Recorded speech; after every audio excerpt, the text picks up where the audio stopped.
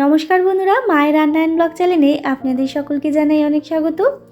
আজ আমি শেয়ার করতে চলে আসলাম সম্পূর্ণ নিরামিষ পদ্ধতিতে ছোলার ডালের রেসিপি নিয়ে, তাও একেবারে অনুষ্ঠান বাড়ির স্বাদে। এইভাবে ছোলার ডালটা রান্না করলে কিন্তু একেবারেই অনুষ্ঠান বাড়ির স্বাদই হয়।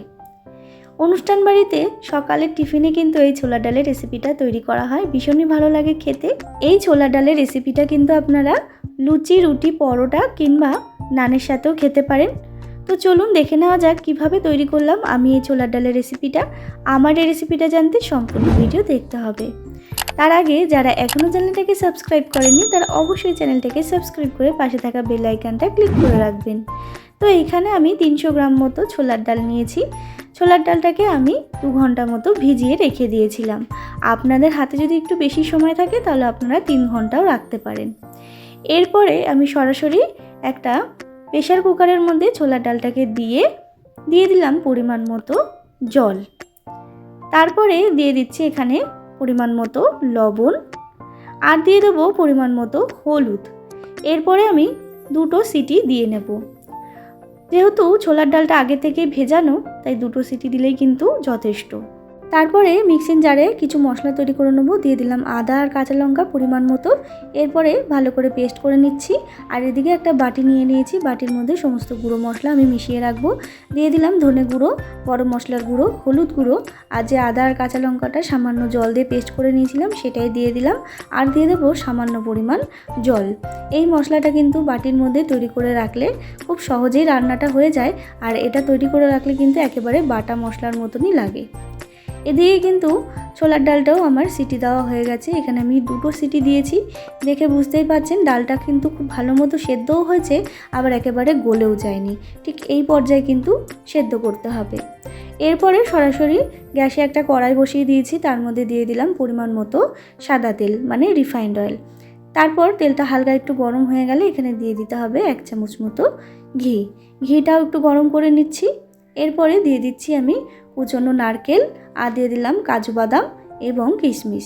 এবার হালকা করে ভেজে এটা তুলে রাখছি। ওই তেলের মধ্যেই ফোড়নে দিয়ে দেবো আমি তেজপাতা, শুকনো লঙ্কা, গোটা জিরে আর দিয়ে দেবো গোটা গরম মশলা। এখানে গরম মশলার মধ্যে শুধু দারচিনিটা মিসিং আছে। তারপরে ফোড়নটা একটু ভাজা হয়ে গেলে এখানে দিয়ে দিতে হবে বাটির মধ্যে যে মশলাটা তৈরি করে রেখেছিলাম সেই মশলাটাই দিয়ে দিলাম। এরপর একটু নাড়াচাড়া করে কষিয়ে নেব। তার আগে দিয়ে দেবো পরিমাণ মতো লবণ। যেহেতু আমি ছোলার ডালটা সেদ্ধ করার সময় লবণ দিয়েছিলাম আর কিন্তু লবণের ব্যবহার করিনি, তাই লবণটা এখন দিয়ে দিলাম। আপনারা অবশ্যই চেখে দেখে নেবেন লবণটা কতটা পরিমাণ দিয়েছেন, সেই পরিমাণ লবণ দিয়ে দেবেন। তারপরে দিয়ে দিলাম আমি এখানে পরিমাণ মতো হিং। হিং ছাড়া কিন্তু ছোলার ডাল একেবারেই অসম্পূর্ণ। হিংটা দিয়ে কিন্তু আবারও আমি 1 মিনিট মতো কষিয়ে নিয়েছি। মশলা থেকে তেল ছেড়ে গেছে। এরপরে দিয়ে দিলাম আমি সেদ্ধ করে রাখা ছোলার ডালটা। ডালটার সাথেই সমস্ত মশলা আমি মিশিয়ে নিচ্ছি, দেখে বুঝতেই পাচ্ছেন।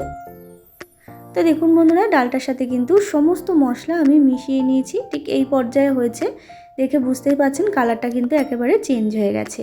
এরপরে আমি দিয়ে দিলাম ভেজে রাখা নারকেল আর কাজু বাদাম কিশমিশটা। আবারও একটুখানি মিশিয়ে ফুটিয়ে নিতে হবে 2 মিনিট মতো।